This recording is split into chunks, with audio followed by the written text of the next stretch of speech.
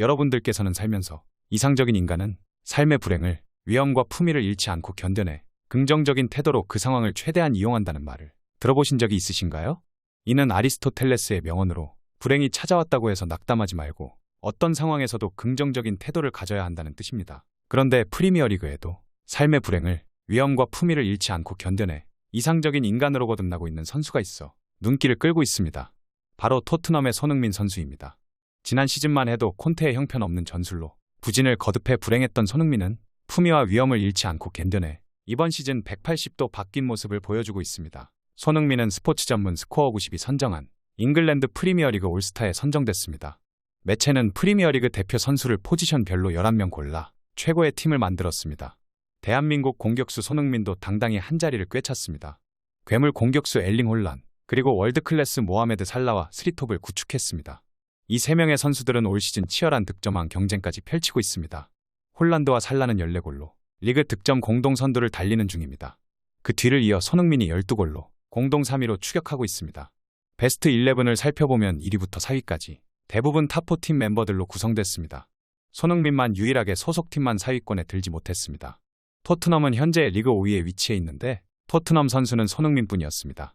손흥민의 위험을 다시 한번 느낄 수 있는 부분입니다.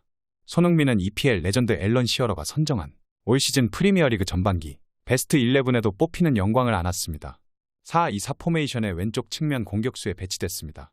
시어러는 손흥민이 특별한 재능을 가지고 있으며 그가 골문 앞에서 공을 잡으면 나는 손흥민이 골을 넣을 것이라고 확신한다고 높게 평가했습니다.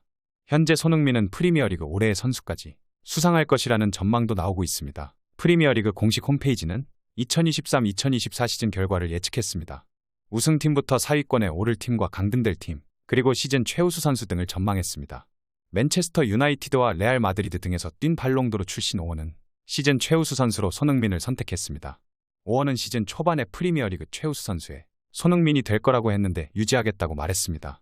하지만 오원은 손흥민이 뛰는 토트넘 대신 맨시티와 리버풀, 그리고 아스톤 빌라와 아스널이 4위권에 들 것이라고 예상했습니다. 팀이 아닌 손흥민 혼자 빛나 시즌 최우수 선수에 뽑힐 거라고 본 것으로 보였습니다.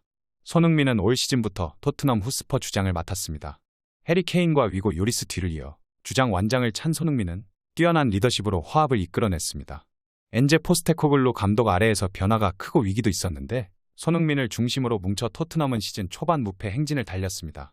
12골 5도움을 기록하며 다시 한번 정점을 향해 가고 있습니다.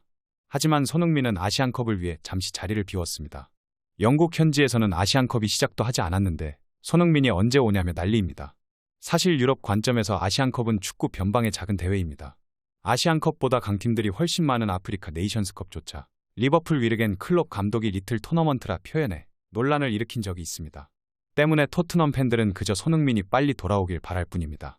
영국 언론 스포르팅 뉴스는 손흥민이 아시안컵에서 복귀를 조명하며 아시안컵 일정과 한국 대표팀의 대진, 그리고 손흥민이 토트넘에서 결장하게 되는 경기 등을 상세하게 나열했습니다. 스포르팅 뉴스는 4회 우승국인 일본과 라이벌 한국, 그리고 2015 챔피언 호주를 우승 후보로 거론했습니다. 위르겐 클린스만 감독이 이끄는 한국이 순항한다면 손흥민은 토트넘 스쿼드에서 한동안 결장하게 될 것이라며 전반적인 스케줄을 요약했습니다. 스포르팅 뉴스는 손흥민의 결장 기간은 한국의 성적에 따라 달라질 예정이고 한국이 조별 예선에서 탈락한다면 25일에 대회를 마감하지만 그렇다고 손흥민이 28일 FA컵 32강 맨체스터 시티전에 복귀할 가능성은 거의 없다고 설명했습니다.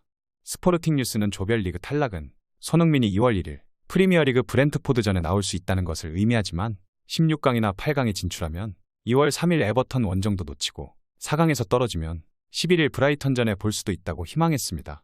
아시아컵 결승전은 2월 10일입니다.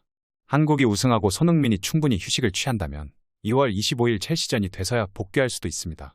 최대 7경기를 날립니다. 상황이 이런 가운데 토트넘에서 세계 최강 맨체스터 시티로 이적할 가능성이 있는 선수가 있다는 주장이 나왔습니다. 이런 주장을 한 이는 지난 2008년부터 2011년까지 토트넘에서 활약한 선배 알란 허튼입니다. 그는 영국의 풋볼 인사이더를 통해 이런 주장을 펼쳤습니다. 주인공은 페드로 포로입니다. 그는 올 시즌 토트넘의 핵심 선수로 리그 19경기에 출전해 6도움을 기록했습니다. 전체로 따지면 20경기 1골 7도움입니다. 지난 6일 열린 FA컵 3라운드 벌리전에서는 환상적인 골을 넣으며 토트넘의 1대0 승리를 이끌기도 했습니다. 이 주장이 더욱 충격적인 건 포로는 맨시티에 큰 상처를 받은 선수이기 때문입니다. 포로는 지난 2019년 지로나를 떠나 맨시티로 이적했지만 철저히 외면을 받았습니다. 레알 바야돌리드와 스포르팅 등 임대를 전전했으며 2022년 스포르팅으로 완전 이적했습니다. 포로가 맨시티에서 뛴 경기는 없습니다. 이런 포로는 2023년 토트넘으로 임대된 후 완전 이적에 성공했습니다. 엔제 포스테코글루 감독 체제에서 없어서는 안 될 핵심 선수로 자리를 잡았습니다. 상처를 줬던 팀으로 가는 건 완벽한 복수가 될 수 있습니다. 풋볼 인사이더 역시 포로의 맨시티 이적 가능성에 긍정적인 입장을 보였습니다. 허트는 포로가 토트넘에 정착하면서 최고의 선수가 됐으며 펩 과르디올라 감독 체제의 맨시티에 복귀할 가능성이 있다고 전했습니다. 이어 포로는 맨시티가 원하는 모습을 보여줬고 펩이 가장 원하는 모습은 포로의 포지션과 움직임이며 포로는 분명 펩의 계산에 맞을 것이라고 강조했습니다. 한편 루마니아 괴물 센터백 라두 드라구신의 토트넘 호스퍼 이적이 임박한 가운데 선수 측 에이전트가 벌써 다음 행선지를 논하면서 팬들의 심기를 건드렸습니다. 루마니아 매체 디기스포츠는 드라구신이 토트넘 이적에 가까워졌지만 어느 시점에서 레알 마드리드나 바르셀로나의 유니폼을 입고 뛸 거라고 보도했습니다. 이번 시즌 이탈리아 세리에A 무대에서 뛰어난 활약을 펼치고 있는 드라구신은 메디컬 테스트까지 받으면서 토트넘 입단식을 준비 중입니다.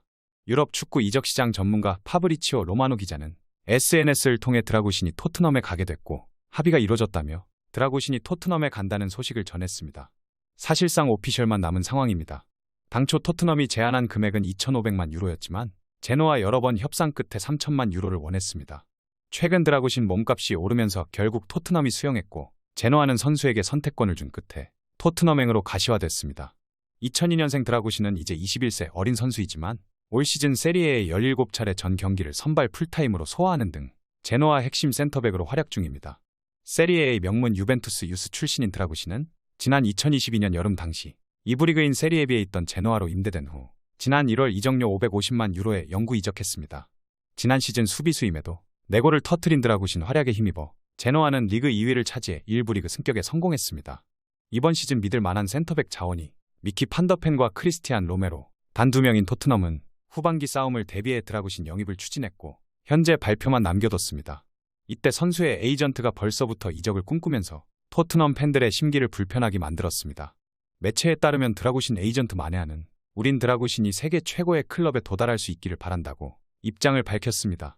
이어 바이에른 미네는 세계 최고의 빅클럽 중 하나이지만 드라구신의 꿈은 레알이나 바르셀로나라며 만약 그가 경험이 더 많았다면 미넨으로 가기로 결정했을지도 모르지만 나이와 경쟁 등 많은 것들을 고려했다고 덧붙였습니다. 세계 최고의 클럽 중 하나인 미넨의 러브콜을 거절한 선택에 대해 마네아는 큰 충격을 받았습니다. 영국 데일리 메일에 따르면 마네아는 우리가 미넨을 거절했다는 사실을 믿을 수 없고 이에 대해 난 아직도 충격을 받았다고 밝혔습니다. 그러면서 이게 드라구신과 그의 가족들의 결정이었기에 마지막 순간에 결정을 바꾸는 게 어려웠다고 설명했습니다. 이렇게 토트넘이 미넨을 상대로 선수 영입 경쟁에서 승리했다는 소식이 전해지면서 팬들은 기쁨을 감추지 못했습니다. 또 미넨을 거절하고 토트넘행을 택한 드라구신한테 큰 호감을 드러내면서 그의 데뷔전을 기다렸습니다. 그러나 기쁨도 잠시 자신들이 응원하는 클럽을 선수 커리어의 통과점 중 하나로 여기는 에이전트의 발언은 토트넘 팬들의 눈살을 찌푸리게 만들었습니다. 과연 말도 많고 탈도 많던 드라구신이 토트넘에서 어떤 활약을 보여줄지 귀추가 주목되고 있는데요. 저는 드라구신을 보며 이천수 선수가 생각났습니다. 이천수 선수가 예전에 이적할 당시 다음에는 레알 마드리드로 가겠다고 말해 엄청난 빈축을 샀는데 이번에도 비슷한 경우인 것 같습니다. 저는 드라구신이 나중에 레알로 갈 때 가더라도 토트넘에서는 열심히 했으면 좋겠습니다. 그리고 현재 포로가 또 다시 맨시티와 연결되고 있는데 제가 포로 선수라면 엄청난 조건 아니면 안 갈 것 같습니다. 이미 토트넘에서 너무 잘하고 있고 굳이 자신을 버린 팀을 선택할 이유가 없기 때문입니다.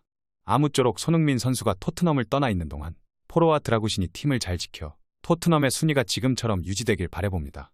오늘 전해드릴 소식은 여기까지입니다. 페페TV 시청자 여러분은 어떻게 생각하세요? 페페TV는 여러분의 생각이 궁금합니다. 댓글로 여러분의 생각을 남겨주세요. 여러분 어느새 희망찬 2024년이 다가왔습니다. 작년에 원하던 일들은 모두 성취하셨나요?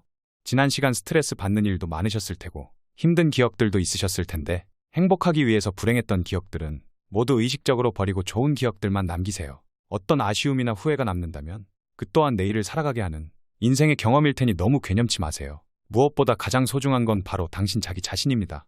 소중한 당신을 한때의 부질없는 걱정과 고민들로 괴롭히지 마세요. 천천히 가더라도 포기하지 않는다면 언젠가는 도착할 수 있습니다. 어떤 속도로 걷던지 하물며 잠시 멈추더라도 항상 행복하기를, 가장 당신답게 살기를 응원하겠습니다. 2024년에는 원하시는 모든 일들이 기적처럼 이루어질 거예요. 2024년 새해에는 더 많이 웃고 더 적게 울며 문득문득 행복하시기를 바라겠습니다. 가장 큰 성공은 행복한 당신입니다. 그럼 다음 영상에서 봬요. 시청해 주셔서 감사합니다.